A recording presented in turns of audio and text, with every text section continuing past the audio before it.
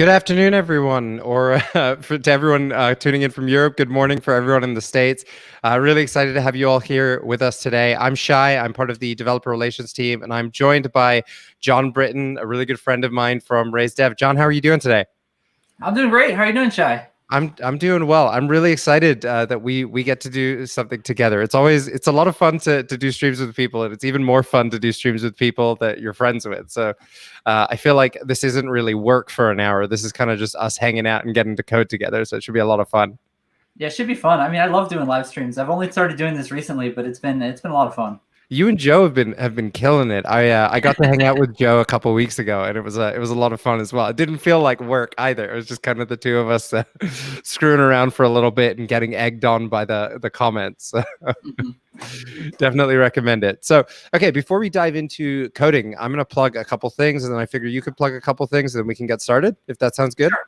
But before we do that, I want to know what Raise.dev. I mean, I know what Raise.dev is, but the audience probably wants to know what Raise.dev is. Would you be able to tell us a little bit about it? Yeah. So Raise.dev is the best way for a developer to level up. Our mission is to help every developer advance their careers. What we do is we make it really easy for devs to come in and get matched with an expert coach, somebody who has experience in the industry. Once you're matched up with a coach, we help you build a personalized learning plan based on real projects and work on real software to advance your skills.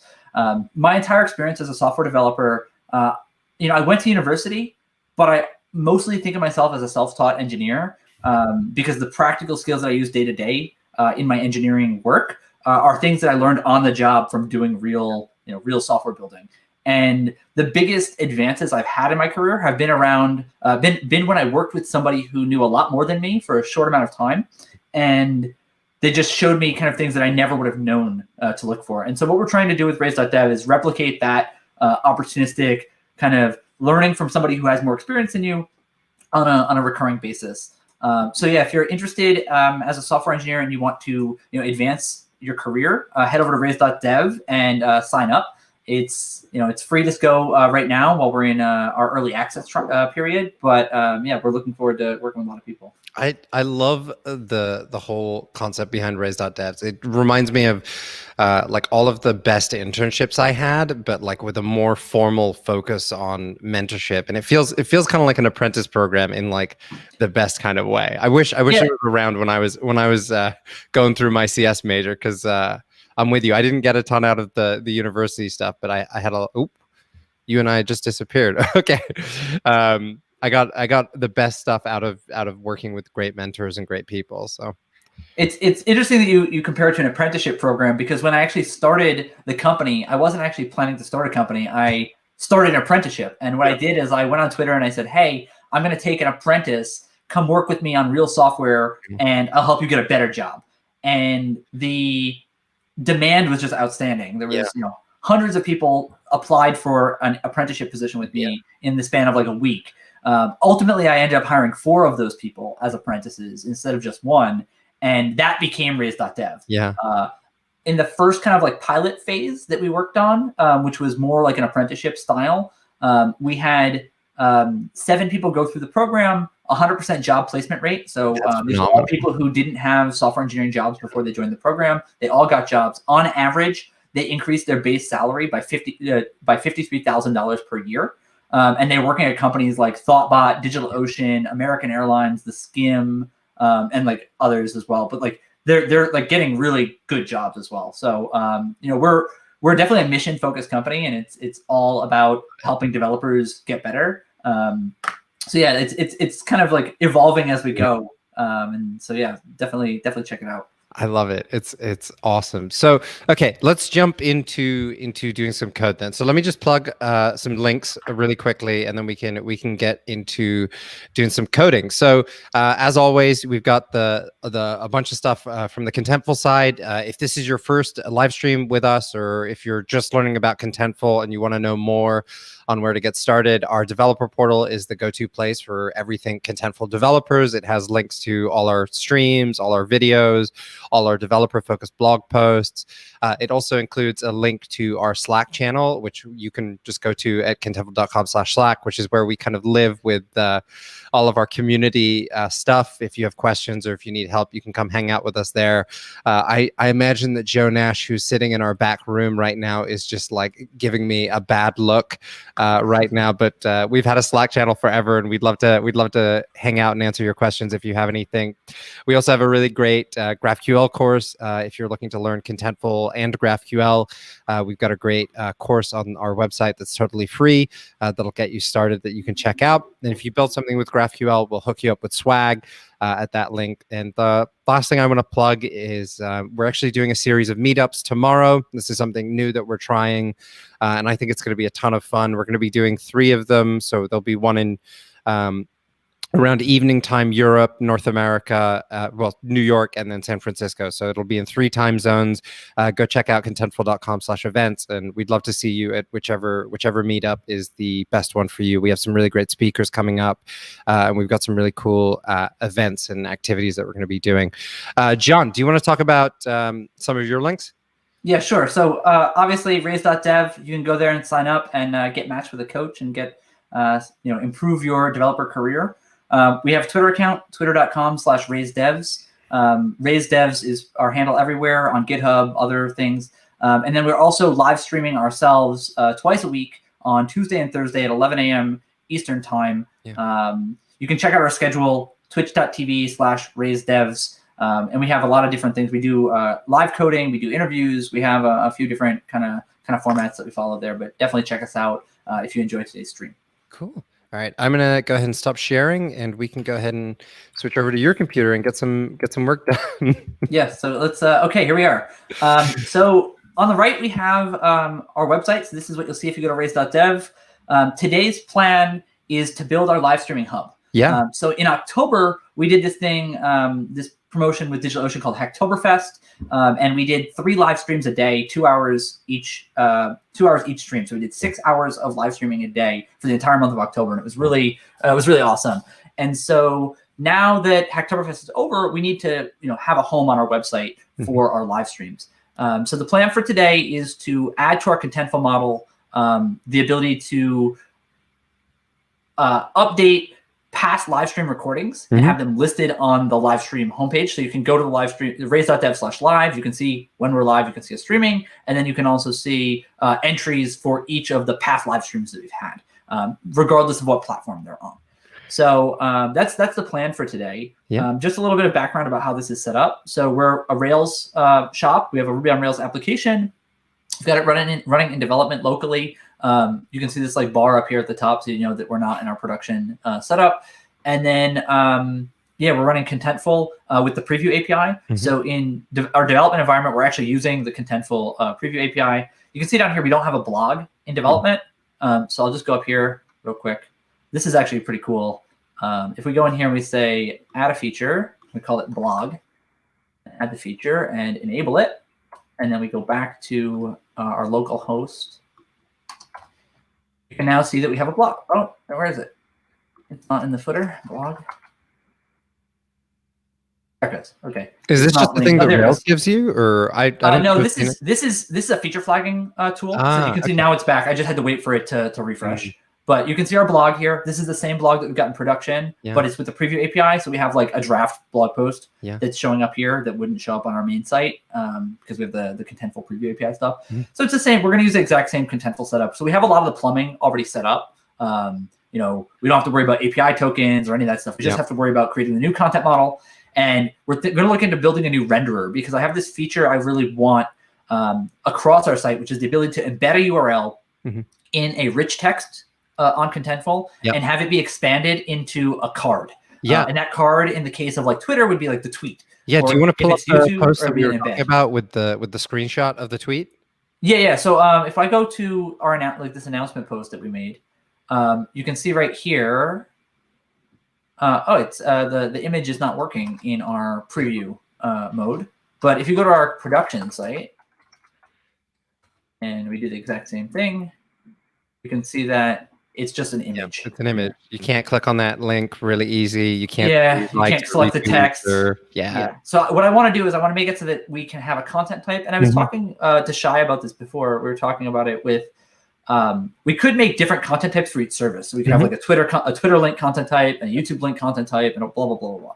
But that'll like kind of clutter up our content model. Yeah. So what I wanted to do is just make one URL content type, which contains one field, which is a URL, which is unique and Contentful, and then build a renderer, and the renderer can handle all the different services. So if it's a Twitter URL, we'll embed it a certain way. And I also want to talk to you about, like, I don't know if it's possible or if there's a way to do this where it's like, depending on which view I'm in on my site, I can use a different renderer. So for example, if it's a blog post and I have a YouTube link, I want it to embed the video. But if it's a FAQ page and a YouTube link, I want it to be a link to the video instead of an embedded version. So like I don't know how that works, so I want to investigate that a little bit. That's the idea. You can actually do that. I would just make it a. I mean, why don't we pull up Contentful for a second and take a look at the content model? Yeah, so it's a really simple content model. We have an author, we have a blog post, and we have a press link. Let's click into blog posts, because I know that you're using the rich text field, which is one of the fields that we offer.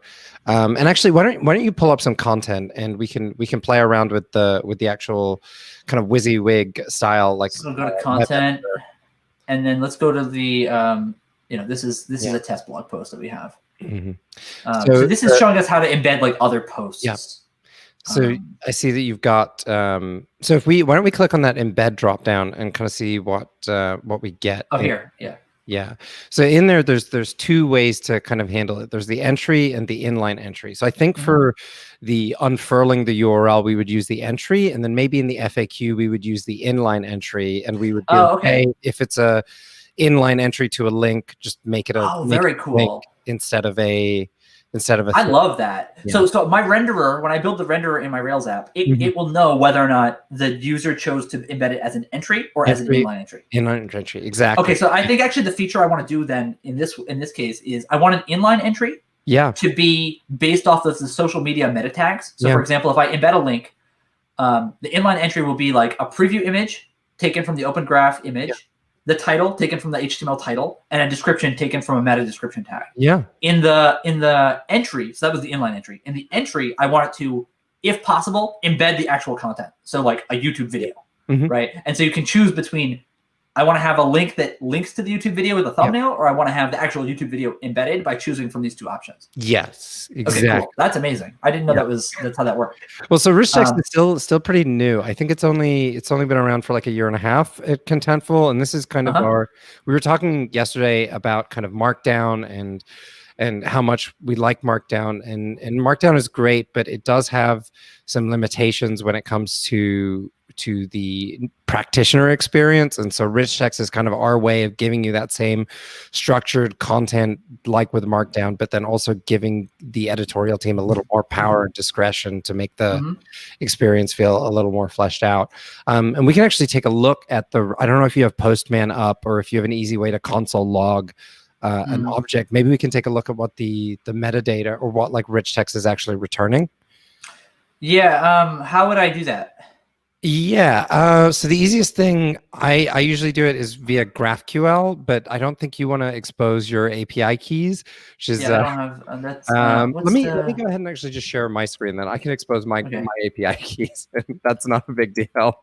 Okay. So I'm just going to pull up the GraphQL Explorer. Give me one sec. I've become a huge fan of GraphQL as like an alternative to Postman, which is probably not the best way to do things, but here we go. Cool. So application window. So we were messing around yesterday, and so this is just a GraphQL output for a little testing that we made, and right here, hi is our rich text type, and if we output it, we're just getting this JSON blob. And so what's being returned back from the Contentful side is like kind of just this structured, like, hey, this is what our content is. There's an embedded entry. This is the idea of what that embedded entry is. So go get it thing, and then we've got our text. So like, hi, this is content. It's a p tag. and then just some other stuff. And you probably have the rich text renderer installed. And what that's doing is being like, hey, here's a JSON blob. Let's iterate over that. I know what to do with a p tag. I'm gonna do this. I know what to do with a h1. Let's do this, and you can actually customize it, which I think you've done as well to add a bunch of custom styling, as well. But behind the scenes, it's really just returning this like JSON object that we're giving you a built-out renderer, and you can customize and do your own stuff with as well. So let's make that first piece of content in the model. So if we go over here and go to our content model. We're going to add a content type, and we're just going to call it URL. The identifier will be URL. Description will be any URL to embed or link to from another piece of content. Okay, so we have a URL. We're getting a request from Joe to just make your Contentful a little bigger. If you could just zoom in. Okay, sure. Let's see. And I think Stefan is really excited that we're doing rich text stuff. So just a shout out to everyone in the comments if you. Oh, my GraphQL Explorer was too small. Command plus all the things. Sorry, Jeff. Okay. Add content. Didn't I just do this? URL. Yeah. Okay, create. And then add a field. Add a field. Oh, is it? Oh, I have to save it. I see. Yeah, okay. I think you got to save it. So we're going to make it a short text, right? Yep. Is this one? Yep, text. And then short text. Well, actually, can a URL be longer than 255 characters? Probably. Can you change this later? Yeah, I think you can change it later. Actually, I'm not sure. I'm pretty sure you can change it later. And then go ahead and configure it. Configure. Create and configure the middle green button. Okay. Yeah. Select this if there's some. So if you want to have multiple URLs in one URL object, and then let's go over to the validation. Unique, right? Make it unique. Required. We can make it so it has to be, if we do match a specific pattern, we can force it to be a URL. So you're giving me automatically a regex? Yeah, it's just regex. I don't want FTP to be an option. Get rid of that. I'll accept HTTP or HTTPS with this regex. Are we sure that this regex is good? Yeah. Off the top of my head, no. I would assume it's good enough. I can always remove the validation in the future, right? Yeah, I think if it's a thing that we give you out of the box, I'm assuming it's good. And then let's go over to appearance. One last thing, and just make it a URL. So this way, whenever a URL gets added, it'll just get displayed as an embedded thing inside the web app. Inside the Contentful API.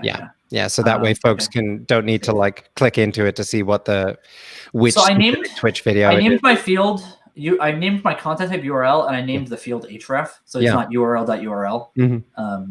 I don't think the naming matters that much.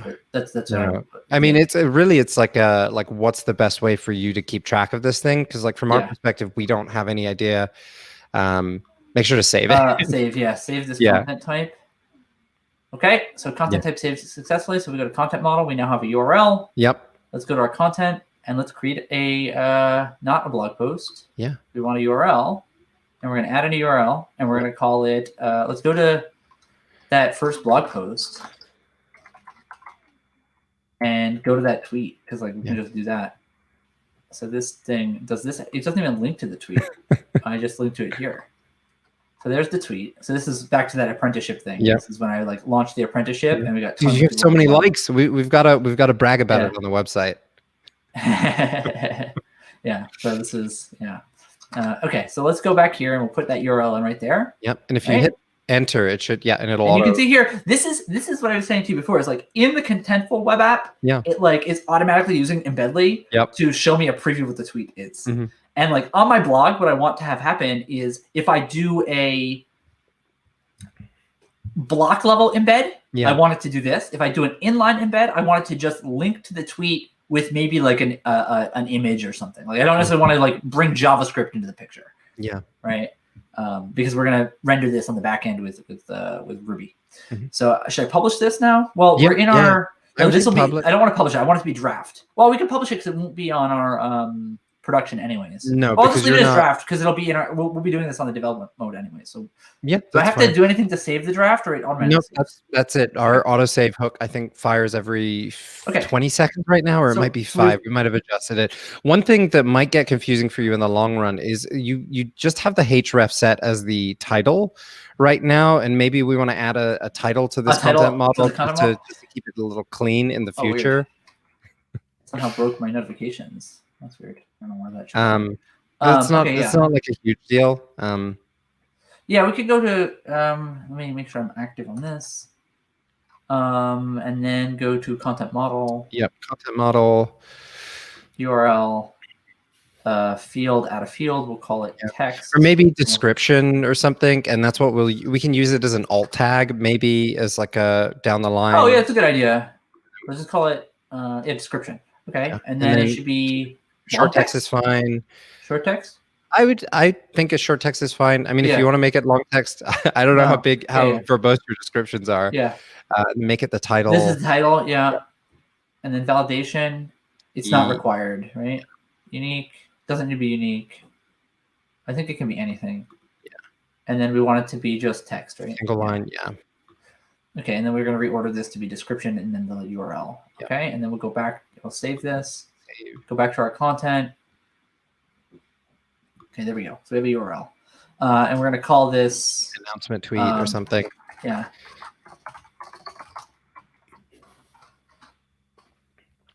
Okay, and then it's saved because it's auto save on the draft. Okay, cool. And then the last thing that we should do is let's go back to your content model for your blog post, and let's go ahead and configure that rich text field a little bit. So one of the things that we can do on rich text, if you hit settings, is if you go over to right here, we can see that right now it's allowing everything as part of the rich text. So you can link to any URL, you can link to any entry. If we go over to validations, we can go ahead and specify which things that we're going to allow to be linked to. And that way, whenever someone goes in to embed an entry, they'll only be able to see things that are allowed in this field. So if we do accept only specific entry type on both of the places, there's 2 of them, and then hit URL. Well, we definitely want to be able to let them embed these other things. Yeah, if you're using them, then leave them all we're definitely using blog post and URL. We're not using the other ones, I don't think. Cool. So because like a blog post can reference another blog post, basically. Okay, so save that. Yeah. And does that save? If I save this now, it's gone to production, right? That'll if you hit save, that'll go on production. Double check it hasn't broken anything. It's fine. Click into a blog post just to double check. Yeah, it's fine. So I think we're okay. I think we're safe. Okay, so now we're good with the model. Yeah, we can go to your test piece of content and do an embed. So let's go to content, blog post, test, and then in here. So let's do both of them. Let's actually go to the end of this post. So it'll be the last thing on the post. Make it easier for testing. We'll do a entry. And we're going to say embed the announcement tweet as an entry. And then we're going to say embed an inline entry, which is also the announcement tweet. So we have 2, right? So this will be the one that I want to look like the whole tweet from like embedly or something. And this will be just like, we'll figure this could actually just be a quote block of the text or something. Yeah, I don't know. That's what I have a feeling we'll end up picking. And then scroll up. I think we're linking to a blog already. Let's go ahead and, in the rich text field, sorry. Why don't we just go ahead and get rid of these blog posts, because right now it's in the middle of this field. Let's do this then. Let's actually just make a different test, because this is actually testing for some other stuff. Let's make a new blog post. Yeah. Even easier. Contentful stream. Yeah. And then this is gonna add an author. I'll just be John. Me as the author. Description, testing, custom renderer. Yeah. And then tags, I don't know, info, whatever it is, title, test, renderer. And then in here, we'll embed the thing as an entry. We'll say announcement. Tweet. There we go. And then we'll embed it as an inline entry, and we'll say announce tweet. Okay. So now we've got this as a thing. If I open the preview, it should be giving us an error.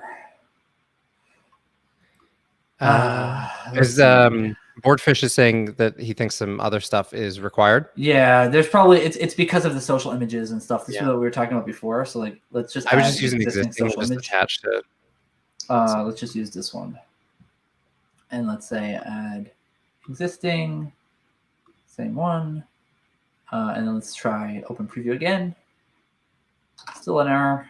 So we'll have to go back. There was a red at the bottom that I saw. A validation. Validation error. Where is this? Tags. What's a tag that we have? If you start typing, I think it should autocomplete. It didn't. I tried that. Let's just call it staff. It did not autocomplete when I did it before. And then it has content required. What's this? Please write at least 140 items. Is that like? You got some really strict validation going. I don't know what this is. Oh, I know what this is. This is not weird. Wait, let's go back. Let's just do delete that. Permanently delete it. Let's go back to this one and just use this one. I'll just edit this as we were doing before. Yeah. So yeah, let's just follow along how I was doing it. Sure. Entry. Entry, and we'll call it announcement, and embed an inline entry announcement. Okay, let's go preview this now. Yeah, so I think this is going to raise an internal server error, which is good. That's what we want. Well, that's because our renderer exactly right now we're passing the renderer, and I don't know if you saw the documentation I pulled over or sent your way. Let's actually do this on dev, because the preview takes us to our staging server. Yeah. But if we do it in our dev environment, the exact same URL, it should give us the same error. Yeah, but at least we should see the error in development. Yeah. We get a white screen. That's weird. Let's go here and see. Okay, it is giving us an error. Yeah. Which is, so right now we're getting an unknown, we should be getting something around like an unknown node type, like it's getting a URL and it doesn't know what to do with that. Yeah, that makes sense. Which should so here we go. Routing error, no route match it, that's not related to this process. Here we go. No routing. Oh, these are old errors from previous console logs.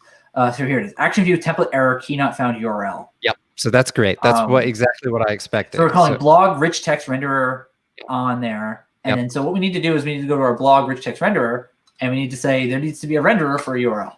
Yep, exactly. So let's go here and just say, oops, don't delete all the code. Blog rich text renderer : URL renderer. Unfurler renderer. Yep. I'm going to just use lowercase because I know that's what it's going to automatically expect. And I don't want to deal with the Rails inflector right now. I was going to say you gotta stay on the keep it consistent. I'm always getting Python or the Python linter mad at me because I'm bad at that. So then if we open up our tree viewer and we look for renderer, it's under app presenters blog rich text renderer. So we go app presenters blog rich text renderer, and here's all our renderers. So I'll need to create a new file in here, and we'll call it URL renderer.rb.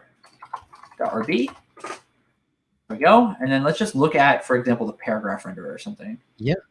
Because that'll be nice and simple. I love that you've already overridden some stuff as well. I feel like that's so I think we're skipping over some stuff. So what generally happens is when you use the contentful. So we have contentful service. Yeah. Do you want to make this full screen, by the way? Oh yeah, sure. Yeah, let's do that.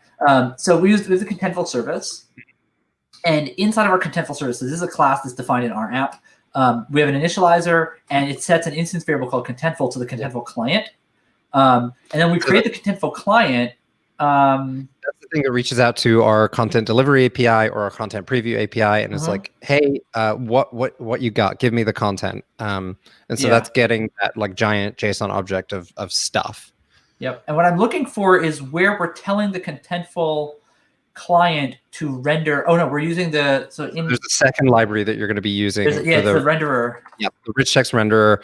So if you were using our is. text field, you might be using just a out of the box markdown renderer. But since you're using rich text, we provide a rich text renderer as well, and that'll be the thing. This is what's happening is we have rich text renderer. So rich text renderer is the gem that's provided by Contentful, and there's a class called renderer, and then we have our own renderer called blog text, rich text renderer. And so what happens is when rich text renderer, if you go into our app views blog show, whenever we actually display a blog, we're using blog rich text renderer, which is a class we provide. That uses and inherits from the Contentful provided class. Yeah, and that rich text renderer is just taking that big JSON object we were looking at earlier and converting it into HTML, which is something the site can use and your internet browser can work with. So what's happening here is we're calling a class method called render on blog rich text renderer and passing in the post content, the rich text field, basically from Contentful, because post.content would give us that, I think, or maybe this is the whole response from Contentful. I don't know. But then back over here, from Contentful. Back over here, what we're doing is we have a class method defined, or a class block, which delegates the render method to a new instance of blog rich text renderer, which then calls initialize, passing in any arguments, and we're basically just calling rich text renderer from Contentful with our default mappings as defined here. So what we're saying is we're using all the exact same code as the basic Contentful rich text renderer, except when you have a thing called URL, use our URL renderer. Yeah. When you have a thing called heading 5, use our heading 5 renderer. And what's cool about this is it gives us nice, clean, small pieces of code for everything. So now in here we can say we have a blog rich text renderer, which has inside of blog rich text renderer we have a URL renderer, and then it has a render tag, and in here we'll say URL, right? Actually, no, we don't want it to be inside. We'll have it be, for now, custom stuff. We'll just have it be a code for now. Or what do they call it? Free. So which is like a formatter in HTML that just gives you like fixed with text, just to see if it works.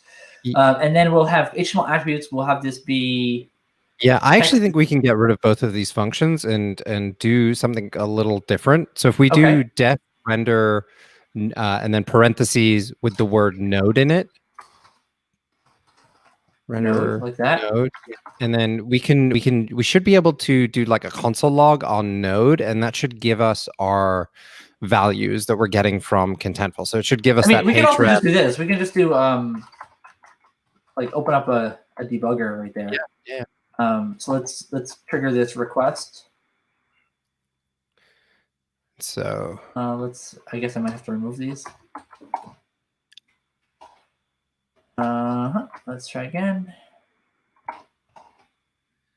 We are hitting some error here. Yeah. Error key not action view template error key not found URL on. So this is happening in our renderer. You might need to explicitly match the pattern, so like URL block renderer or something like that, to make it work. Well, let's just do this. Let's go to this line here, which is action view template error, right here.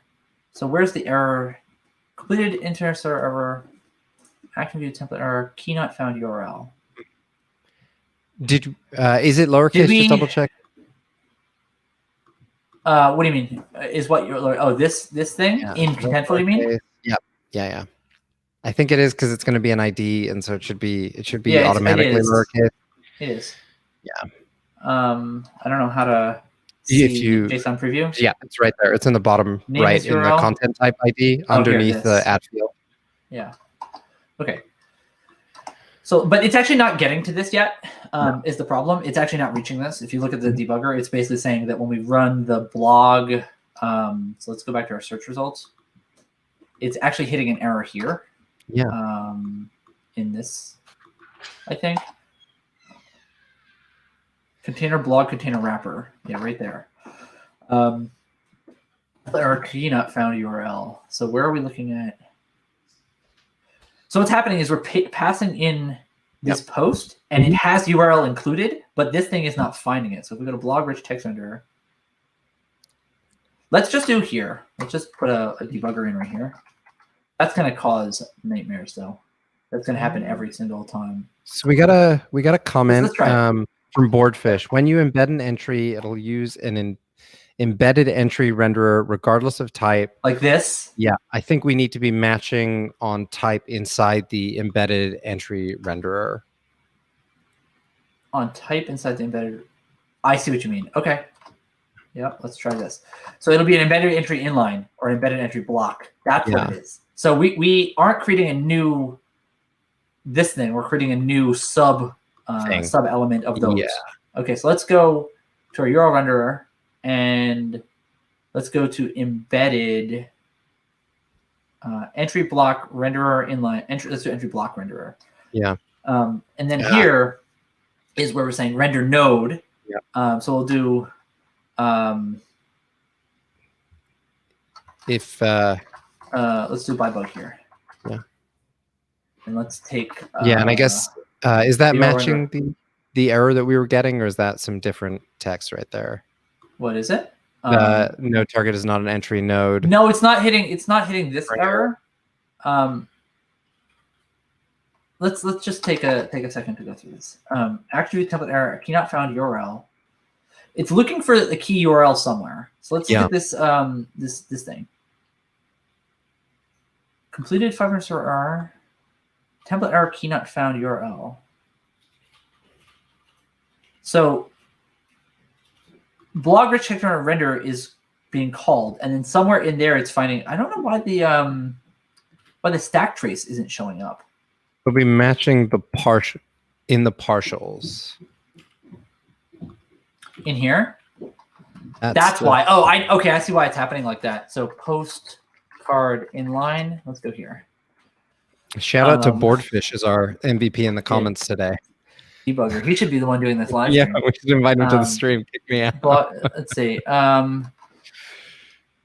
was it looking for? What was the error? Key not found URL. So in here, post.tags each do post slug flex image URL.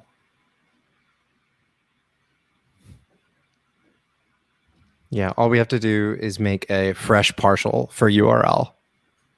Yeah, but something is calling post. So there's something calling blog postcard inline. Yeah. So you're already using this somewhere.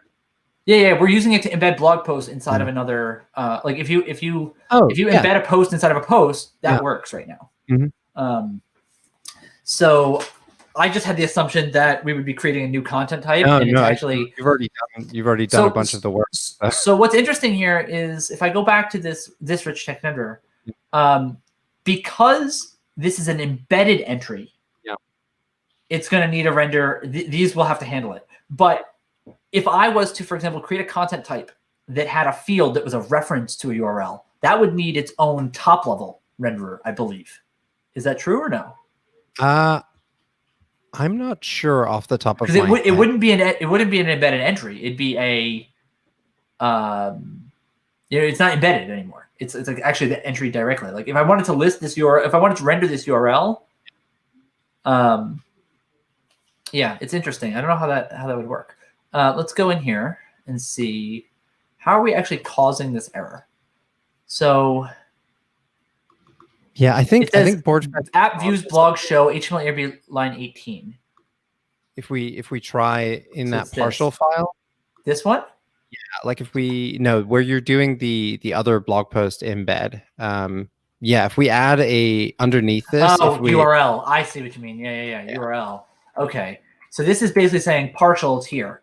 Here's where the fetch is happening. The thing that's weird is this error message is really bad. Yes, it's not. It normally would have it would have a lot more detail, but what I think is happening is because it's actually running this code during the view compilation, it's not giving us as good of a stack trace. It's just telling us like it's not going past the fact that the error is in this view, right? So what's happening is show this call is causing an error, and Rails is saying this view, because it's kind of like we're putting a lot of logic into this view. Yeah. It's all like presentation logic, but Rails is saying your view is broken here.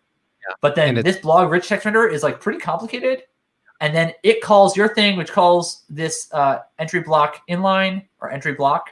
And then this is where the errors happen. So if we say URL and we say this, and we say blog / URL. Let's call it URL card inline. Use the same naming. We're doing the embed first, right? Yeah, but this is the block renderer. So this will be a whole block. Like so I'm just using the same naming scheme as this to say it's going to be a card versus a, what's the other one going to be called? If we go to embedded entry block. Oh, right. We're doing the inline first. Then yeah, that makes total sense. Block. Oh, we were doing the I mixed up what we were doing right now, but yeah, that makes total sense. Oh, that was entry block, entry inline renderer here. Oh, this doesn't have like cases for this one. So let's just do the block for now and come back to the inline later. So entry block. So blog post inline. We need a comma here. And then we need to actually create this file. So I'm just going to copy this file for now. Well, actually, we don't even need to do that. Let's do entry. Where's that located? Postcard inline. It's probably under app views. You have a phone? No, that's our intercom. We're probably getting a package. It's downsides of working from home if you get bothered by delivery people all day.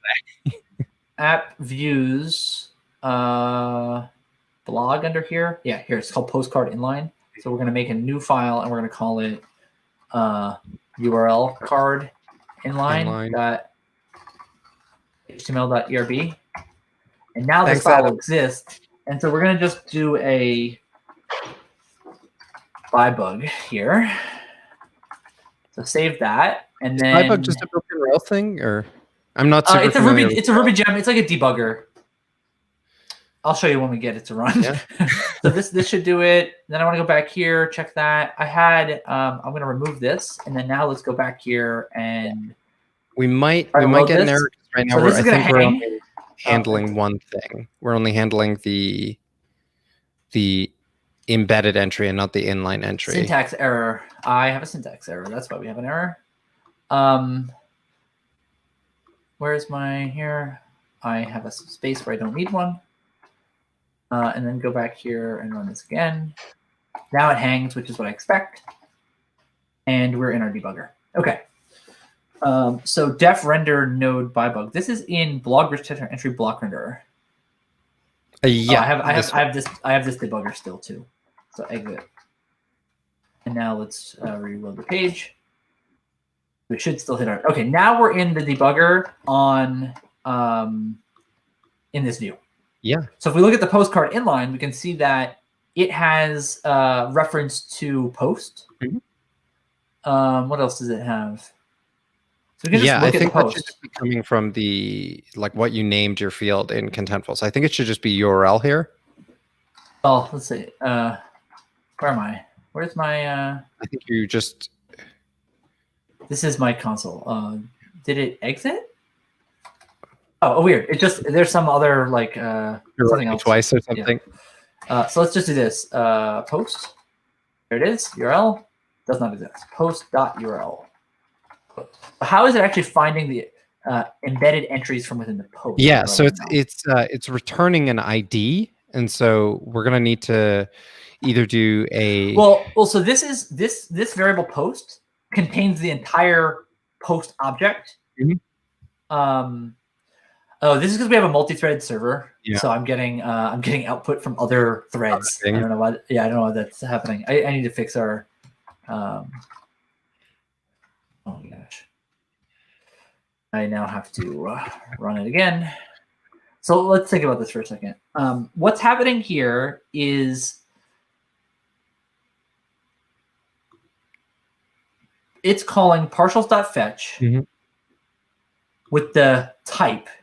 So what's happening is that because that post includes another post in it, Mhm. we're hitting this code here Yep. with the embedded post first. Yeah. Then it'll hit it with the embedded URL. So we need to like iterate through it, or actually just put it in, put a case. Yeah, do like a check. Is this, if there's a blog Well, post, do this. no. What we need to do is say here is this is the problem.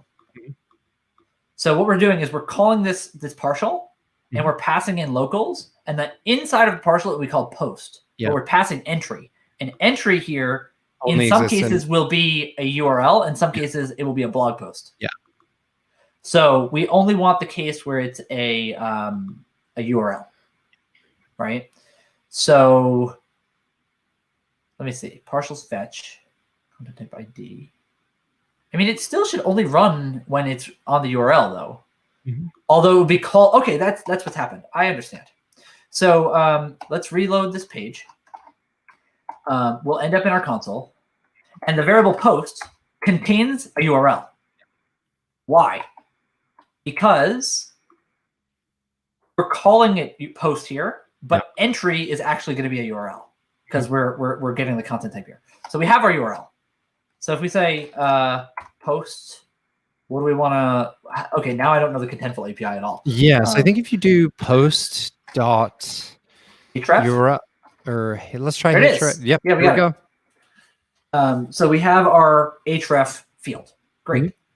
So now all we need to do is think about when a URL is embedded inside as a whole object, what do we want it to look like? So we'll actually need to make this as a partial, and we'll just say, for example, let's make a pre-tag and an end pre-tag, and we're going to print out percent equal, and this will be post.href. Yep. Okay. And then we can remove our debugger, and then go back here and say exit. Okay, and now if we go back to our browser and reload, it should load, hopefully.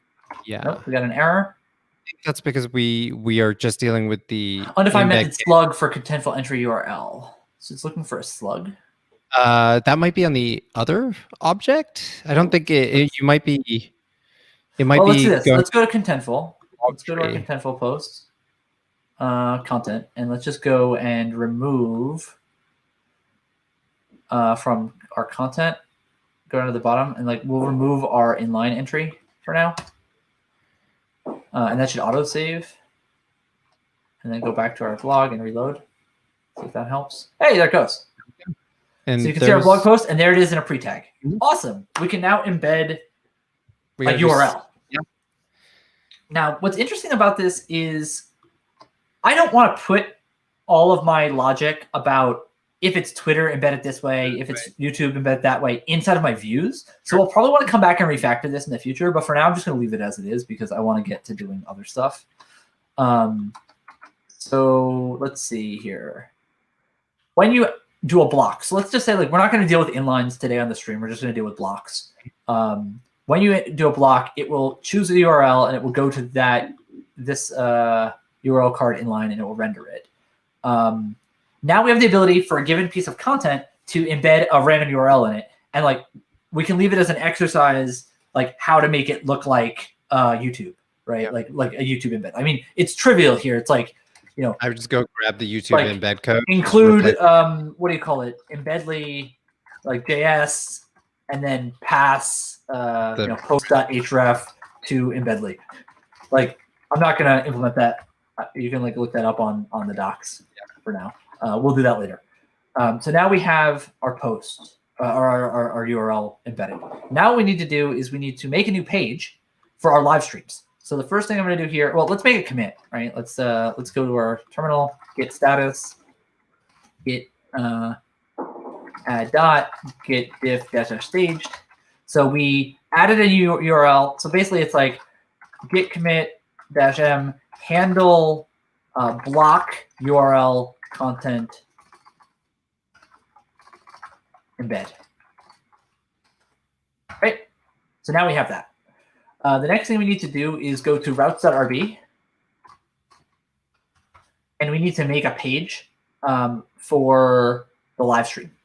So what I want to do is I'm just going to say get /live and route that to our landing pages controller /live. So now if you go to our thing and you say live here, it'll give us an error saying that the controller method does not exist, I think.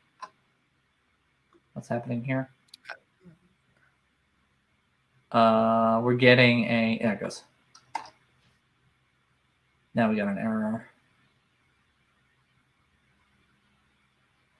Actually, abstract controller action not found. The live could not be found for landing pages controller. So let's go to our landing pages controller.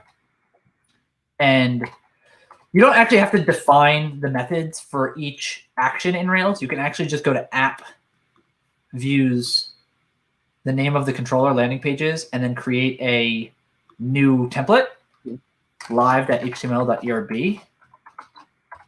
And you'll say, we're live. And now, there it is. Great. It looks like the text isn't here, but I can tell you that it's actually a CSS error because I work on this site a lot. Without having our containers and stuff there, what's happening is that we're live text is hidden behind our header, but it's right here. It's right there. So it worked. Amazing. Okay.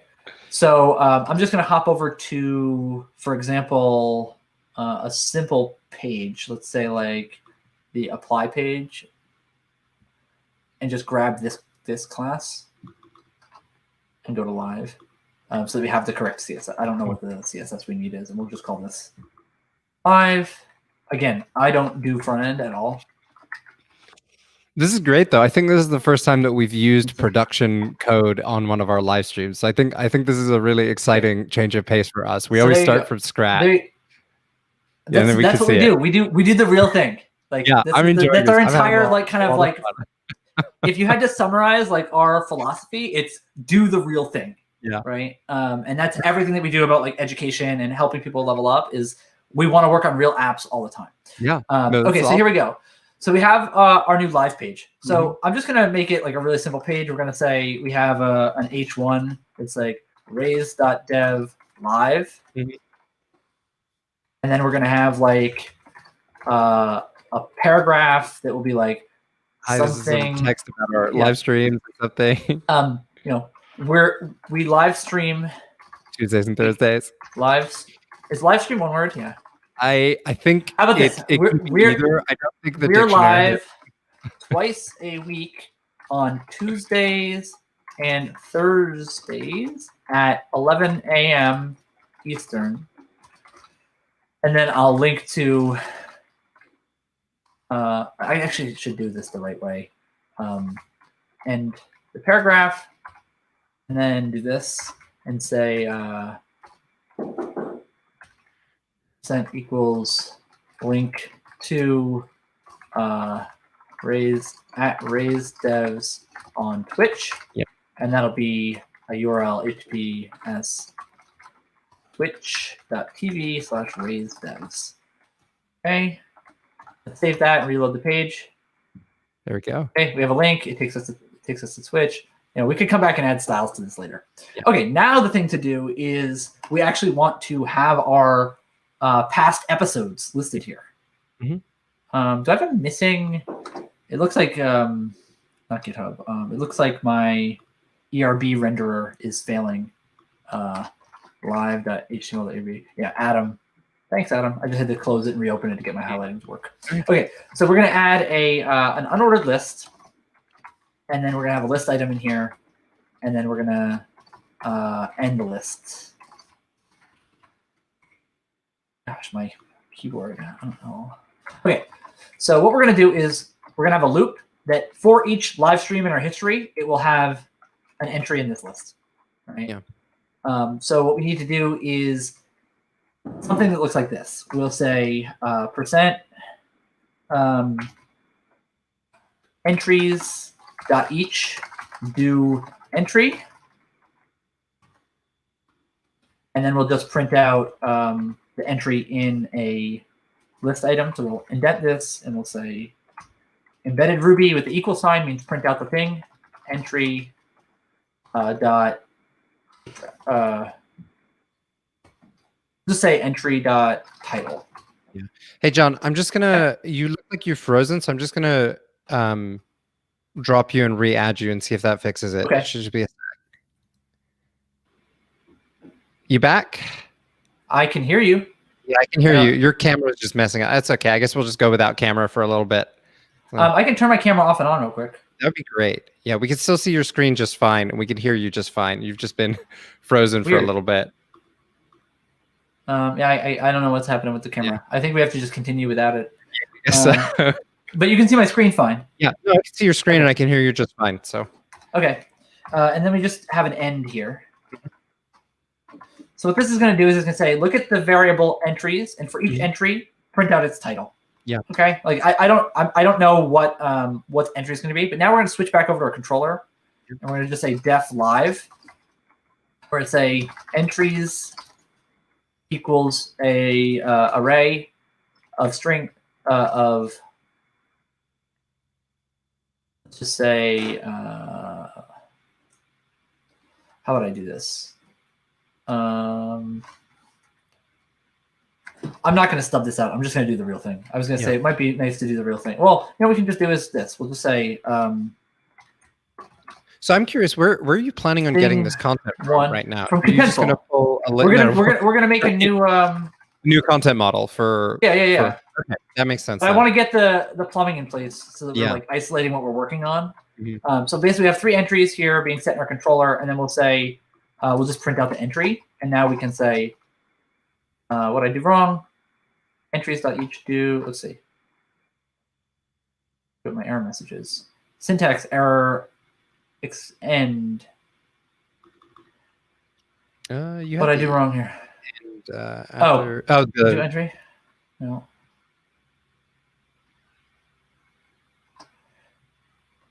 Syntax error. Landing page controller line 13. Oh, I know why. It should be entry. Maybe that's it. That's not the reason. Let's see. Let's just remove this real quick. Page. I've now broken something. Oh, you know what? It's probably in the controller then. What did you wrong with the controller? Do you need that's why. I need an end here. That's it. There we go. Second one. So that should do it. Okay, here we go. You can see our 3 entries. Okay, cool. So now all we need to do is we've got like our template of like what our live page is going to look like. So if you come to Raise.dev live, you'll see our schedule, you see our Twitch link, you see our logo, and then you see the posts that we have. So these are all of our past streams. And I can make this bigger so it's not like, yeah. Okay. So now we go to our controller, and what I'm going to do is I'm actually going to open the blog controller. Yeah. And just look at what we did here. You can see here our index page is just call Contentful service blog posts. All of them. Yep. And so we're just going to do the same thing over here. We're going to go to landing page controller, and we're going to say. So we have this thing where we have the first post, the most recent post in our. It's big or something. So we built into our blog this idea that we could have a featured post in the styling. But we didn't build a feature into Contentful yet of which post is featured because we don't have a lot of posts. So we just take the first post and we mark it as featured, and then we get the rest of the posts. But here we don't necessarily need a feature. I mean, we could have a featured stream. The upcoming stream would be the featured stream or whatever's next. Or I imagine you're going to be changing that URL because like in the beginning, it's going to be a Twitch link. And then when the Twitch is over, it converts into a YouTube link. Yeah, we'll have like when we're live, it'll show Twitch or YouTube, depending on which platform we're live on. And then we'll upload the recordings from Twitch to YouTube, and then we'll have that stored as the URL in Contentful. We'll just call it Contentful. Instead of blog post, we'll go to this Contentful service. Yeah. And in here, you can see there's a blog post there's a method here called blog post, and it goes Contentful entries, content type, blog post, order there. So all we need to do here is say, make a new one and say def, what do we want to call these? Streams? Streams, yeah, I guess. Let's call them live streams. Live streams works too. Or how about stream recordings? Are you planning on they're using not. the same model for the stuff that's coming up? No, or no, I don't. No, we wouldn't do that. So we'd have a separate model for because what's going to happen is, think about this. Should we have one model? This is back to like using Contentful correctly. Yeah. Should we have one model for the concept of we had a stream on a day, and then that can have many properties, and one of the properties is the recording. Yeah. And that way, in the future, if we have streams coming up in the future, we just create the content in Contentful, and it publishes on our site like an upcoming stream. When the date passes, it goes into the archive, and it only displays if a recording URL is present. I think that makes more sense rather than having multiple different content types. So let's have this. Let's call this not recordings. We'll just call them live streams. Okay, and then we'll do contentful.entries. I think Joe told me it's a one word. Yeah. He said, "John, are you old? Live stream is one word." I was gonna say I get varying odds from different spell checkers. The spell checkers have not aligned around it yet. So I think you get a little bit of we have a new method on it. What's cool here is we have the Contentful service object, which we defined in our app that we own, and we can build whatever we want for our internal API. It's just like a wrapper. And so I'm going to create a new method called live streams, which we'll call Contentful, and get the entries of content type live stream ordered by created at. So that's it. We need to go set up the live stream content type then. Yep. Then we just need to go back over to Contentful and go to content model. And then we'll add a content type, and we'll call it live stream. And we'll create it. Yeah. Now, so one of the things we could do is reference, and we could link to that URL type, so you don't have multiple. Well, I actually think that's not quite what we want to do yet, because the object of a live stream is it has a title, it might have a description, it might have a date and time, right? That's like that's the object that models the fact that we're doing a live stream. Yeah. Then there's probably, like you're saying, a reference that's a recording. Yeah. I think that's potentially. Let's think. Should we just treat that as a URL? Like, we could just put that as a field that is a URL field on the object. Yeah. I'm not sure. Like, this is what I was saying when we were looking at this. We just built renderers for an embedded URL. So there's a content type called URL that's embedded. Now, there's a content type that's a URL. When you attach it as a reference, it's not embedded. No, right? it's just gonna drop down the tree, and so then wouldn't it need one of these? Yeah, I mean, or you could just do it on that page template where you're doing the view. It would just be. Oh, okay. You would just do it in the view. I see. Yeah. Okay. Let's start. Let's add the embedding part next. Let's just start with the title. So this will be short text. Create and configure. This represents the title. Validation. It's required. It doesn't have to be unique. That's fine. Appearance. It should show up as a single line. Mm-hmm. So I'm just going to give our live streams only have a title for now. I like doing the minimum viable product and then coming back and adding more. So let's just get that working. So we'll go back to our landing page controller. First, we're going to do Contentful service, and we're going to call live streams. And it's going to convert it into an array for some reason. And then we don't need this anymore. This is probably not the best way to be doing this. You probably want whatever object this returns to be sent back, but like whatever. Maybe it's fine. I'm not going to get into the design of the system that much. Okay, so now if we go back to our live thing, we're looking at entries, and then we print out each entry. Let's see what happens. We need to do entry.title? We'll need to do entry.title. I was thinking it might do like just print out the reference. Undefined method live stream for Contentful service class. Is it live stream singular, or just double checking we're being consistent? Yeah, Contentful service. Live streams is the thing. And then did I save that file? And then if we go to our landing page, Contentful service live streams 2A. Let's try this one more time. Refresh. All right, let's see. No method error. Undefined method live streams. It might be due to a loading issue. Let's just check like out we where just need this. to restart the server or something. I mean, usually you don't have to do that with Rails, but I'll tell you why. I know why this is happening. You need to add it to the delegation, the like class No. self. I think I know what's happening. So I think the autoloader is not auto-loading it because it's in this folder called services. So we organized our code in a way where files that are classes that are not necessarily totally coupled to our app are in this like services directory, or it's like moving business logic into its own objects. Anyways, this service may not be auto-loading. I don't know why it wouldn't be auto-loading. Just it might not be in the auto-load paths or something. Yeah. I mean, it's auto-loading, but it's not auto-reloading, maybe. Yeah. So I just restart the server real quick. Contentful service. Oh, I know why. No, it's not that. It actually is auto-loading it. It's because we're doing this thing. So this is a class, right? Yeah. Contentful service. And then if we go to our controller, we're calling the live streams method on the class. Normally you would do something like this. You'd say like contentful service.new. And then you would call, like that would return like an object. Yeah. And then you'd call live streams on that object. Yeah.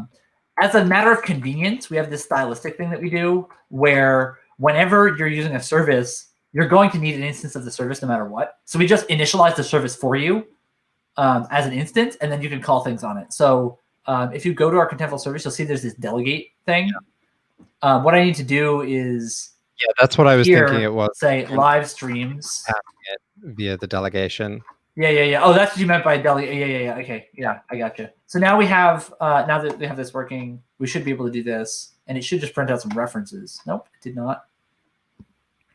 The query you sent was invalid. Did we actually add a live stream? Because, like, is there actually any content? I might not have saved it. Yeah, we also didn't add any content, so there's nothing. There's getting nothing. It shouldn't error though. It should just give us an empty list. There we go. Here's our empty list. So now if we go to content and we create a live stream, and we just give it a title, which is building Raise.dev live. Okay. Now it'll exist. And if we go back here and refresh, there's an entry, but it doesn't print out the title. So we have to go here, and we have to go to here, and we have to say entry dot title. There it is. Building Raise.dev live. Okay, so now, what do we want this to do? So we want it to print out the title. We also want it to print out a YouTube URL or something, right? Well, we want to have features around like if it's upcoming or if it's in the past, right? Like probably a date. Every live stream can either be upcoming, currently live, or in the past. Yeah. Right. Probably do a date time, like a start. Well, I think we should just have a start time. Yeah. I don't, because like live streams tend to go over time, at least in my experience. I mean, we're so I don't going want to have like a right schedule. now as well. Which, we're the perfect example of that. Let me just make sure that we are okay. Yeah. Okay, so let's do a content model. Go to live stream. Oops, not blog post. Go to live stream, and then add a field. Add field, and we'll call it a date and time, and we'll call this start. Yeah. Now, I want to make sure that I'm following the same. I want to make sure I'm following the same pattern as we're using like for other fields. So like, oh. Is there like there's not a publishing date? Here we go. Let's go to this one. Publishing date. Okay, so it's called publishing date. So it is camel case.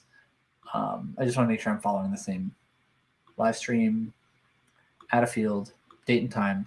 So start date. Yeah. Configure. And then go over to the validations or appearance, and that'll let us set whatever. No, I don't want that. And appearance will let us. Format is the thing that I think we're looking for. Date and time with time zone. That's what I want. So that's just PM, this is just on the visual side, right? Yes. Yes. Okay. That's just what it looks like for even with the date. You're still getting the full like UTC with time all that. So it's just a What do I call the visualizer for start time. The start date. Can I change this now? Yep, just unlock it. And then Okay. So Save now if it. we go back to our content model, Yep. save Save it changes. first. Yep. Go to our content. This one. And this will be today is November 17th. And we started at 11 a.m. And then Oh, I don't like this thing. minus 5 I think, is what we're at. Oh, well, it's already checked, so I'm just going to assume it's the correct one. Okay, and that's there. So now if we go back, it still should just be the same thing. It doesn't show the time. So we need to say, and we'll just say this. And I'm going to just Append. just do this, yeah. We're not going to style any of this stuff. Entry.start time.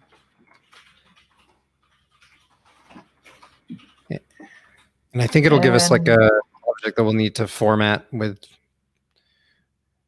Okay. A debugger. See exactly what it gives us. Do you have to wrap by bug or? Nope, shouldn't have to. Oh yeah, I should have to do it in a. Yeah, you're right. This, what you meant.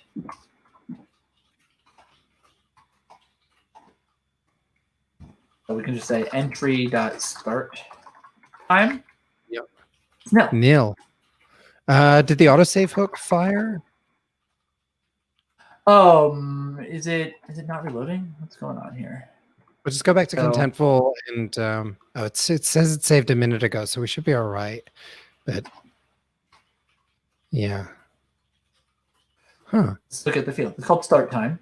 It is. Can I do a That's just the name. The name is the thing that's going to show up in front of your editors. It's the thing that we unlocked, the field ID that we care about. Yeah, I think they're the same. Yeah, they should be the same. So Livestream, start time, settings, start time. Yeah. We've got some comments. I have not looked at those. Oh, you know why? I think I need to exit the. Oh, you've got to. I need to make a new page load because it only requested it that first time. Yeah. Like now, if I do it, it will request it again. I have to wait. Oh, it's just caching the. It's caching. Well, the it wasn't that it was caching it. It was ByBug when it launched was in line with that one request. Yeah. So it's just reusing the old. That makes sense. It was using the same because it only fetches once per request from Contentful. Yeah.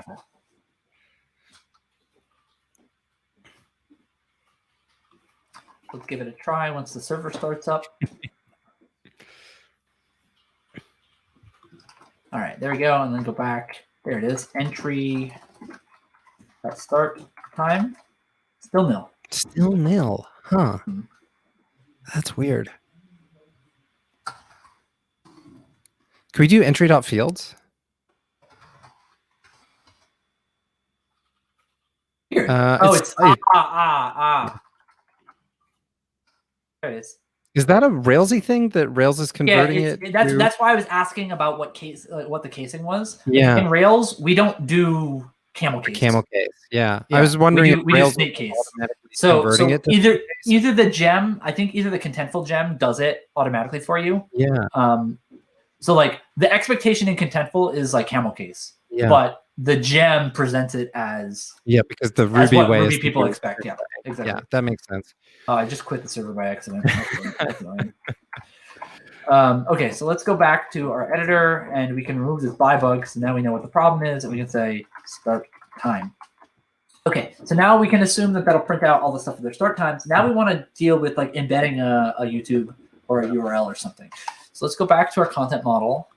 And so this is where I was kind of curious about like how we would handle this, like as a we could have it as a reference to a discrete URL, or we could do like we don't really need to do the inline rich text way here. We know like with the rich text thing, we're unsure if you're going to be embedding things into your blog post, right? Like that's a the reason we want the only reason I want that the only reason I wanted to have that URL content type was so that we can arbitrarily embed any URL into a rich text field and have it be rendered in a certain way. And the thing is, I don't really think that we need the URL content type on Contentful to be an exhaustive list of every URL we ever link to. I don't care about that. All I care about is the ability.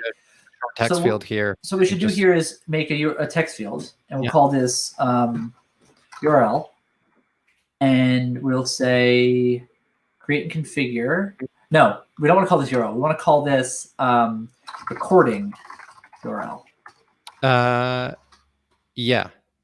Because recording URL is assuming that this is, and we'll do something recording URL is different than URL. Like URL to the stream would be like, for example, we might have a column here called, like, we should probably do this.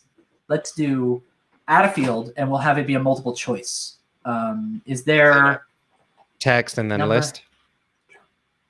So what we should do is make it be a list, right? And we'll call this like platform. Like we're streaming on Twitch, YouTube, Facebook, or like maybe can we have a multi-select with a list, right? Yeah, you can change. Okay, so we're gonna say is when we're doing a live stream, we're gonna say there's a platform associated with it, and then it's gonna be a list, and we're gonna create and configure. Wait, and, when you say go over to the appearance for a second. I want it to be this. You want it to be a checkbox. Yeah. Okay. I want to basically say like, no, because you could be on Twitch and YouTube at the same time. Let's say, right? Like, I just want it to be like the data model of where are we broadcasting this. Yeah. So it is required. Well, actually, it's not required because it can be. So where the checkbox is going to get weird is is like the kind of thing where it'll accept only. You would have to fill in the accept only specified values, and you would type Twitch, YouTube, and then a user would click on it. But that wouldn't exactly. That's what I want. That's what you want. Cool. Let's do that. Yeah. So then accept only specified values and type those things in. Yeah. Accept only specified. No. It's the bottom one. Symbols. Yeah. So it would just be YouTube. Enter. Twitch, Facebook. That's it. Periscope, maybe. I don't know where else we're going to stream, but those are the places. Prohibit a specific pattern, match a specific pattern, accept only a specified number of symbols. Yeah, these won't. You must be at least one, right? Yeah. You cannot have a stream that doesn't get broadcast anywhere. Yeah. Yep. Because what I'm thinking is when you have a stream. If it's currently live, it's just going to be our channel. It's just for this one, I would use required rather than accept, because so I would just unclick that and click required. So the way this is going to be displayed to an editor is going to be a little different than this traditional text field. They're just going to see that 3 drop down. You can go ahead and save this and and so if we go back to our model, content, and you'll see what it looks like. Yeah. So we're going to be it's a little click. And if they don't click anything, it'll say required. It won't allow publish. Okay. So now what we want to do is, this will tell us there is a live stream, when it's going to happen, and where it will be. Therefore, we can link the user to, those platforms, right? Like go watch us on Twitch. We can also, if this stream is the currently live stream, we can embed that one of those players on the page. So we can use that as like our data source for that. Now we also need to add a recording URL, which is different than the platform because it can happen on Twitch, but the recording URL could be on YouTube. So let's do add a field, and we'll call this text. And we'll call it recording URL. Do you want it to be recorded? Yeah, it's a recording URL. Short text. Create and configure, validation, it's not required, match a specific pattern, it's a URL, but it's not FTP. Honestly, you might as well just get rid of HTTP if it's going to be a YouTube link as well. Yeah, I mean, it could be a link to any web thing. Like it might not just always be YouTube. I'll just leave it like that for now. So there's recording URL. And so now if we go to content, save changes, what can we do here? We can go here and there's a recording URL. So we can open up a new tab and go to youtube.com.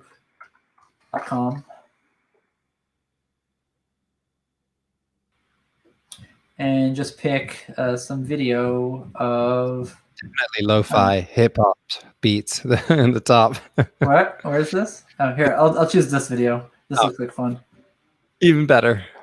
Okay, I'll just take the URL of that and put it in here. Okay, so now we have a URL. Okay, great. So now if we go back here, refresh our page, you can see it. Now we need to actually show the URL. So here what we can do is say inside of our list item, we're going to have a div, and that div will contain the recording URL. Equals entry. Or you can just make the entry title the link or something for a short-term thing. Come back and style it later. Well, I want to make this like an embed. Yeah. There's the thing. So like what we need to do now is we need to make this into a YouTube embed. Mm-hmm. So what I want to say is like YouTube embed code. O embed. Yeah, we're not even going to mess with O embed. Yeah, just use their out-of-the-box thing. The problem is it's going to fail. Yeah. Because we have CSP enabled on our site. So let me think about how we want to do this. Let's do something fun. Let's do, we're going to look at our Hacktoberfest HTML, yeah, this page. And we have a Twitch embed. This. So what we did is data controller. And here it should be, we'll call this live stream. Mm-hmm. No. I would call it maybe YouTube since it's going to explicitly be a YouTube Well, the thing is, it could be something else in the future. Oh, let's just call it YouTube for now, because YouTube. Oh, how about this? We can say this is equal to entry.platform. Oh, great idea. I mean, that might end up being an array, but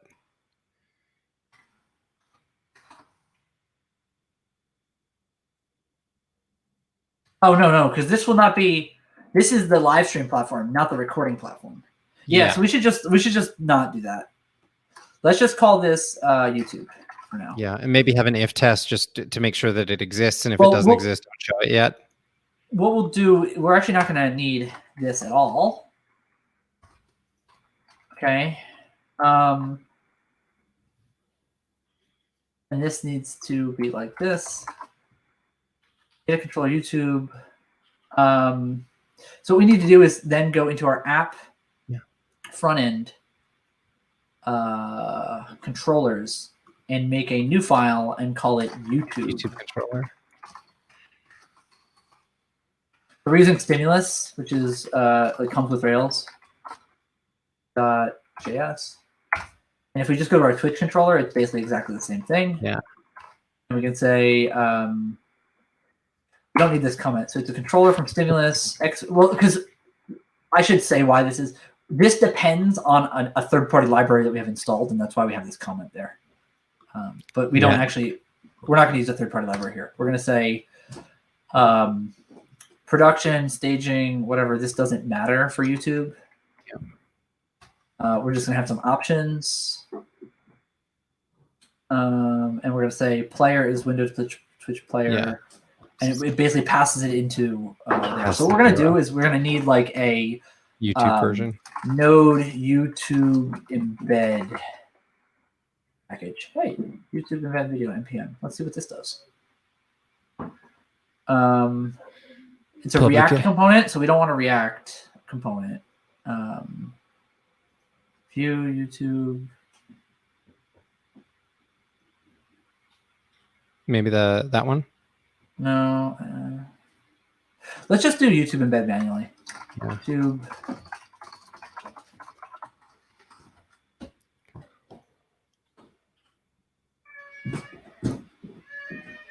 YouTube probably has developer docs. Yeah, the YouTube I think has an API that'll return you a link, but like an embeddable version. But the YouTube API is And honestly, just all of the Google APIs are rough. There's an example though that you could with the iframe version on that page you were just on.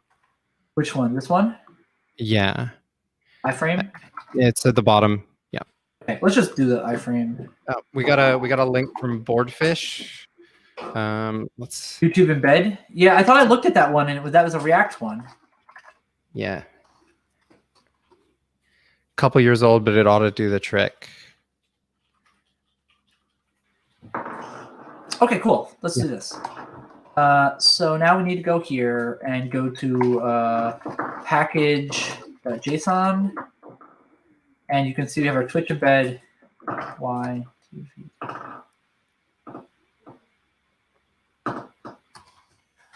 Advanced one. YouTube embed. And then what version do we want? Let's go back here. There's just a 1.0, so easy. 1.0.0. Okay. Then we have to do yarn. Yeah. Install. This is like very much out of my element. Like I don't do front end development like hardly ever. So I don't know if this is actually gonna work. That didn't say anything about YouTube. How about this? Raise setup. Stefan is saying we should use web components. Yeah, I have no idea how to do that. I'm not going to learn that in the next 10 minutes because we also have to wrap up in the next few minutes. So I want to see if we can maybe get this pulled together. Yeah. So it's building our packages from our setup scripts, and then let's go back to while it's running. Go to the YouTube controller. Let's import that library. Yeah. How did we do it with? What's weird here is it's not importing like Twitch at all. Oh yeah. You're extending controller, and then it's probably like a. No, because the Twitch thing was doing something weird. Yeah. We had to like hack around it. We couldn't just use import. That's why this is set up like this. But we'll do import. Let's go here. It's import. Require YouTube embed. It's like that. Let's call it. Oh my god, I don't know how to do JavaScript. Can I view the source of this thing? Where is GitHub? Let me go to GitHub on this. Index.js. That is a very small function. Yeah, very small. We can honestly just copy paste that in. So, do you know how to do JavaScript? Not as well as I should. But, okay, so from YouTube embed import, and we'll call it. Someone's knocking at our door again. Give me 1 sec. Call it YouTube. Thank you.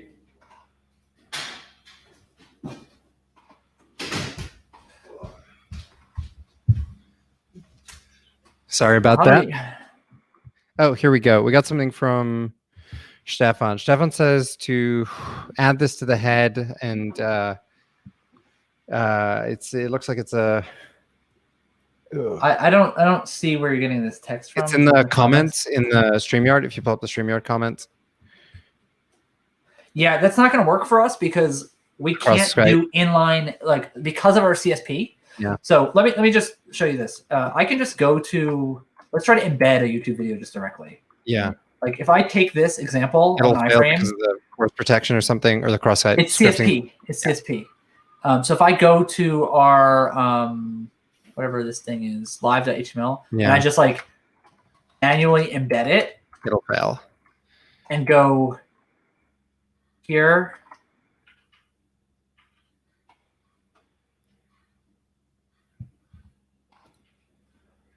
Give it a sec. I don't know why it's re-rendering. Routing error.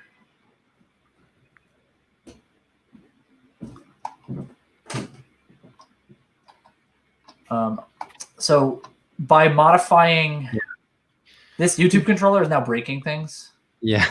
In our build because of problems. Let's just delete this real quick. Remove that.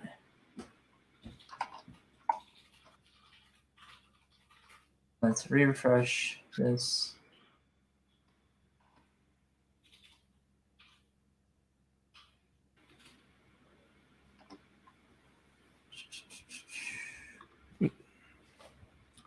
This is the problem with like very complex systems. Is like everything depends on everything else, and there's yeah. So really what's happening is that you're passing this. So like, Webpacker, like because we changed something in our JavaScript bundle, Webpacker is rebuilding our JavaScript bundle, and we have a timeout.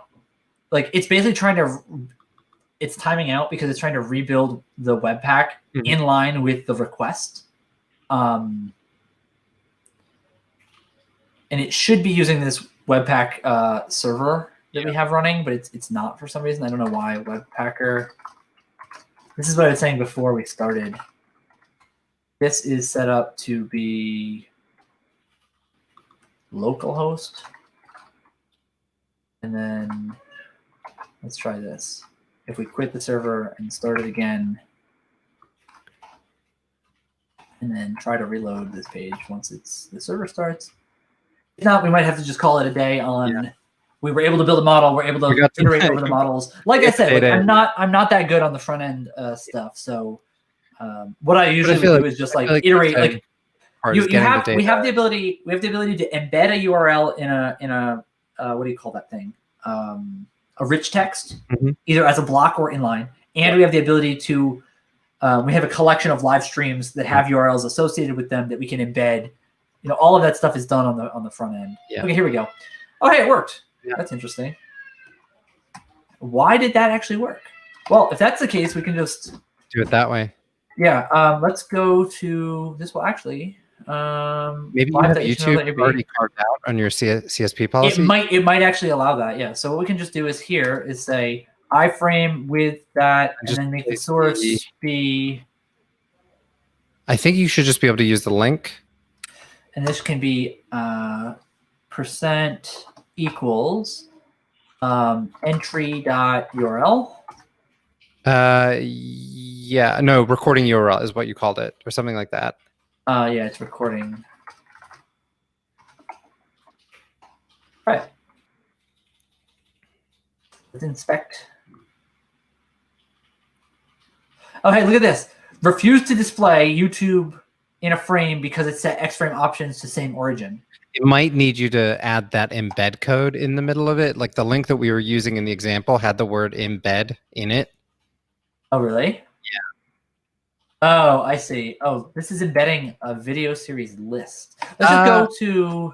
Why don't you just change it to get rid of the URL pattern and just make it so you give the ID? Well, I guess then you wouldn't see the ID. Let me just try this. Let me go to Contentful. Yeah. Let's grab this video, and we go to the YouTube page for this video, which is ridiculous video. I love this video. This is lovely. How do I share? Embed. Is there like a link on here for embedding? I think it's in share. If you click share, there should be a pop-up for the top left embed, next to the embed code. So if we just take this, it's that link, and we grab this URL. Well, let's grab the whole thing and just compare it to our editor. So when they want us to embed it, they give that, and when we actually view the video, we do this.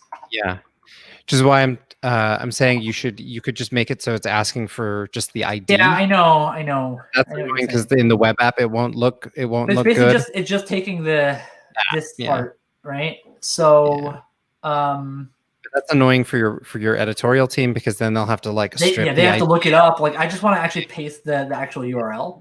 Yeah. So what I want to do is say YouTube embed.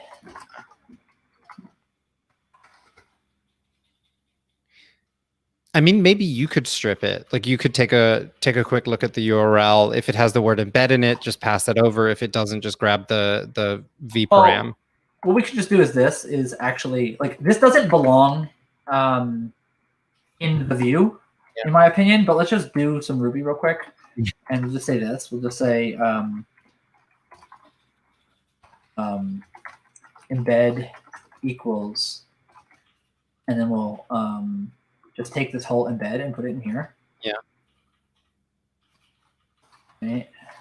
You lost we'll do single quotes on this, so that it. So there's the embed. And then what we want to do is we want to say entry dot URL recording URL. And then we want to do Ruby URI parse.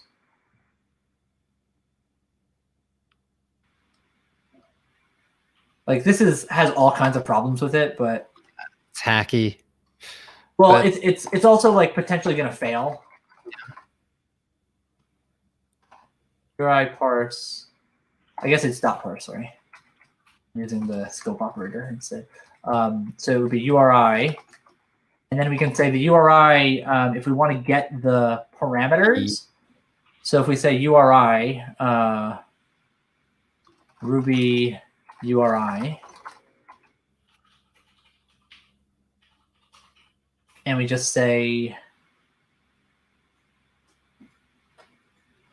URI query.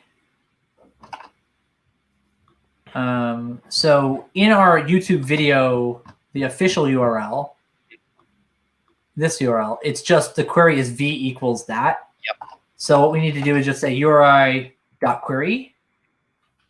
So our embed will be this iframe actually.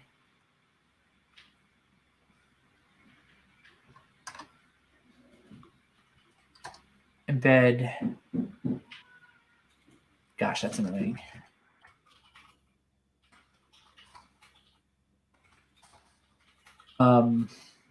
And then here we'll just say, wait, why is it doing this video series? I wanted it to be just the. Yeah, one. What's their example that they're using? Can you just Control Z it? There, I got it. That works too. Okay, so it's this, and I just want this piece to be replaced. Mm-hmm. So what we'll do is we'll do this, and we'll say plus, and then we'll say URI.query,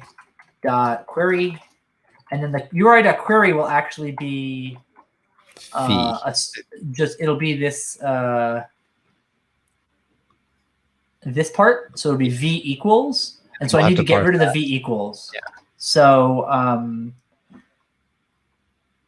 I'll just do substring to Ruby substring. This is like a terribly hacky way to do this, but yeah, I would definitely want to refactor this before pushing it out. But get substring at indexes 2 through 3, so it's index, so it's 0, 1. So yeah, it's just gonna be 2. It's gonna be 2 dot dot. Yeah.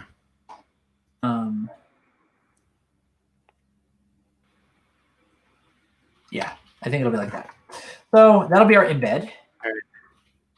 And then we can just say print out the embed. Yeah.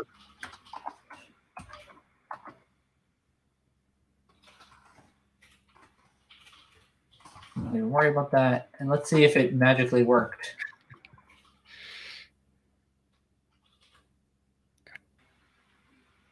Error. I have a syntax error. Actually, template error. Substring. Oh, I don't need I don't need to call substring. I just do this.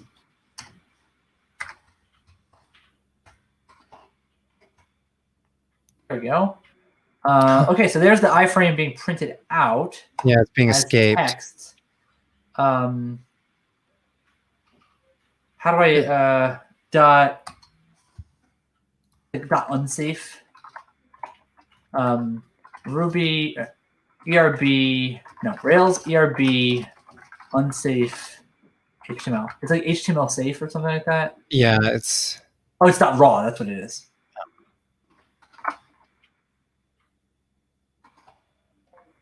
Again, this is a terrible. Yeah, this is definitely not how I would deploy this, but for like just getting. getting I just wanted like proof of concept of like, is it actually like? I do it here now. I can hear all of the folks that enjoy front end just yelling at us right now. Well, it's not. I mean, I wouldn't do it this way. It's just like I'm trying to get it done within the timeline that we have, which is next 2 minutes. Over. So and that's it. So we have a really, really basic live stream homepage. I think the thing that I'm really I think is really cool though is like I want to go to Yeah, we don't have time for it, but we can also, if we go back to the blog, we can also look at, for example, our test embed, and it's also now able to inline tweets. And so we can basically just build some renderers on the front end that take this data and make it look however we want. That's not the important thing is that we're getting the data in line, and the editorial experience is really clean. Someone can go in and just embed inside the Contentful API or the Contentful web app, and it just works now. Yep. Yeah. So, all right. Well, I think that's a stopping point for us. I'm sorry that my camera decided to just stop working for some reason. I can see myself on my screen, but oh no, I don't know what's going on.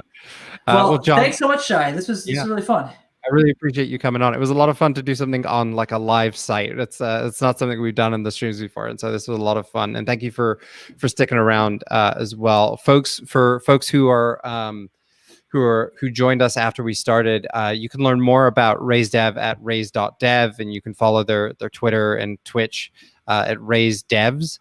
And we'll be back here streaming on Tuesday. And I do hope that you actually join us for our meetups. We'll be doing a meetup tomorrow in 3 different time zones. You can learn more about that at contentful.com/events. But that's pretty much it for me. And I think we can call it. Yeah, that's it for me too. Thank you so much. If you want to see more live coding like this, feel free to come over to our stream. It's twitch.tv/raisedevs. We're doing that twice a week, Tuesdays and Thursdays. So come and join us. You can follow us on Twitter for all the announcements about the streams as well.